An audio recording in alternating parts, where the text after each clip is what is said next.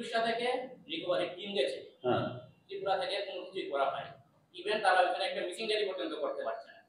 কেন একটা ইলিগাল কি প্রয়োজনীয়তা মনে করে কেন জানাবো না? আজকে ঘটনা হয়েছিল 29 তারিখ, মানে 4 দিন পর আজকে পর্যন্ত ক্লিয়ার পিকচার পাওয়া গেছে। আচ্ছা, ওই চিঠিটার কপি আছে যেটা আছে চিঠিটার একটা কপি আছে। চিঠি কেন দেবো? আমি তো আপনাদের এটাই দিয়ে দিচ্ছি। এটা সত্যি মর্মান্তিক ঘটনা। তো আমরা যোগাযোগ করছি এবং সিকিম থেকে আমাদের কাছে প্রশাসন থেকে চিঠি দিয়েছে যে তারা উদ্ধার কাজ চালু রাখছে এখন পর্যন্ত।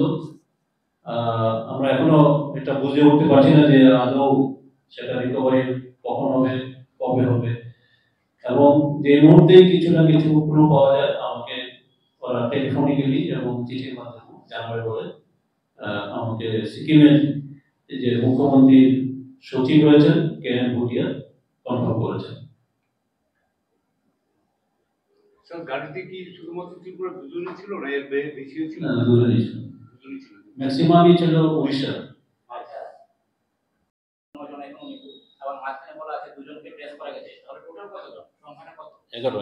এটা এই দুর্ঘটনায় এখন পর্যন্ত রাজ্যের 2 জন সহ মোট 9 জন, রাজ্যের 2 জন সহ মোট 9 জন। 9 জন ওই 9 জন মানে 11 জনের মধ্যে 2 জন বেঁচে গেছে কোনো কারণে।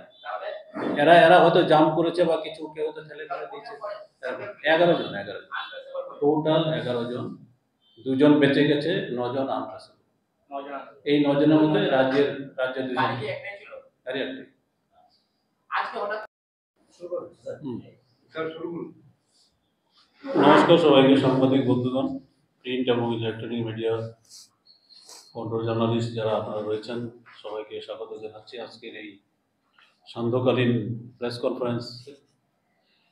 আপনারা অবগত আছেন যে গত 29শে মে 2025 উত্তর সিকিম ভ্রমণকালে একটি যাত্রীবাহী পর্যটকদের নিয়ে সিকিমের মানে গ্যাংটকের উদ্দেশ্যে রওনা হয়েছিল। সেই গাড়িটি গভীর খাদে 1000 থেকে অধিক গভীর খাদে দুর্ঘটনার কবলে পড়ে যায়।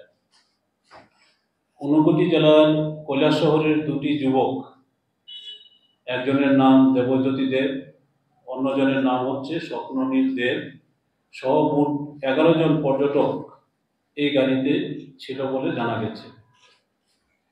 রাজ্যের এই 2 যুবক এই দুর্ঘটনায় নিখোঁজ বলে মুখ্যমন্ত্রী সচিবালয়ের গোচরে এসেছে। রাজ্যের মাননীয় মুখ্যমন্ত্রী প্রফেসর ডক্টর মানিক সাহা মহোদয় এই বিষয়ে খোঁজ খবর নিচ্ছেন এবং এরই পরিপ্রেক্ষিতে সচিবালয়কে আমার হাতে বলা হয়েছিল খোঁজ খবর করার জন্য। ঘটনার খবর পেয়েই আমি এই বিষয়ে দ্রুত সিকিম প্রশাসনের সঙ্গে যোগাযোগ করি। সিকিমের মুখ্যমন্ত্রীর সচিব কেএন ভুটিয়ার সঙ্গে আমার টেলিফোনে এই বিষয়ে যোগাযোগ হয়। আমি পর্যটকদের উদ্ধারের বিষয়ে খোঁজখবর নেই। শ্রী ভুটিয়া আজ একটি চিঠি বলে জানিয়েছেন যে প্রতিকূল আবহাওয়া, প্রবল বৃষ্টিপাত এবং তিস্তা নদীর জলের তীব্রতা এত বেশি এবং এত বেশি গতিতে নদীর জল বয়ে যাচ্ছে যে গভীর খাদ থেকে পর্যটকবাহী গাড়িটি তুলে আনা এবং যাত্রীদের উদ্ধারের কাজ ব্যাহত হচ্ছে। তবে national disaster response force NDRF, এটি একটি ন্যাশনাল ফোর্স, তারা জোর তৎপরতার সঙ্গে কাজ করে যাচ্ছে। সিকিম প্রশাসন থেকে জানানো হচ্ছে যে উড়িষ্যার 2 জন নাবালক যাত্রী কোনোভাবে এক্ষেত্রে বেঁচে গেছে। দুর্ঘটনাগ্রস্ত গাড়ির ভাঙ্গা অংশ কিছু উদ্ধার হয়েছে, কিন্তু তাতে কোনো যাত্রী পাওয়া যায়নি।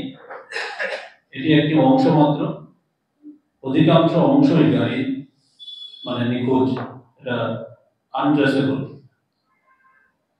ইতিমধ্যে দুর্ঘটনাগ্রস্ত এই গাড়িতে থাকা রাজ্যের দুজন পর্যটকের মধ্যে একজনের পিতা সহ এক আত্মীয়ের সঙ্গে আমার আজকেই কথাবার্তা হয়েছিল। তারা গ্যাংটকেই আছেন এবং ঘটনাস্থলে আছেন। নিখোঁজ দুজনের পরিজনরাও সিকিমে ছুটে গেছেন। এদিকে ঊনকোটি জেলার যে জেলা শাসক আছেন তমাল মজুমদার, উনি এনডিআরএফ টিম যেটি মগন জেলা প্রশাসনের আওতাধীন রয়েছে, তারা টেলিফোনে যোগাযোগ করছেন তমাল মজুমদার তাদের সাথে সরাসরি। মর্মান্তিক এই দুর্ঘটনায় এখন পর্যন্ত রাজ্যের দুজন সহ মোট 9 জন যে নিখোঁজ বলে জানা গেছে, তাদের এখন পর্যন্ত উদ্ধার করা হয়নি। রাজ্য প্রশাসনের পক্ষ থেকে নিয়মিত সিকিম রাজ্য প্রশাসনের সঙ্গে যোগাযোগ এখন পর্যন্ত আমরা বজায় রেখেছি। ওই যে দুজন নিখোঁজ ওদের আত্মীয়রা যারা গ্যাংটকে আছে তারা বলছে ত্রিপুরা গভর্নমেন্টের তরফ থেকে তারা কোনো কোঅপারেশন